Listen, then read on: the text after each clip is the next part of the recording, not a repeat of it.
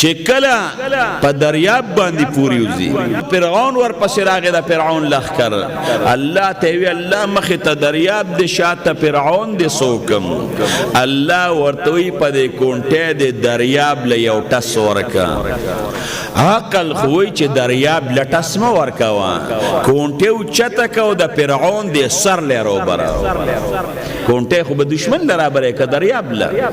الله وی دریاب ل روبره وا عقل وی دریاب لمرا بروا د فرعون د سر لرا بروا د عقل یو نمنل دریاب له کونټه رو برولا هغه دریاب کلار پیدا شوی موسی علیه السلام په تیر ود د عقل یو نمنل د الله یو من بیا چې وادي تیه تلاړل او بنوي الله وی سوکم الله ورته دا کونټه لري ګټه لرو بروا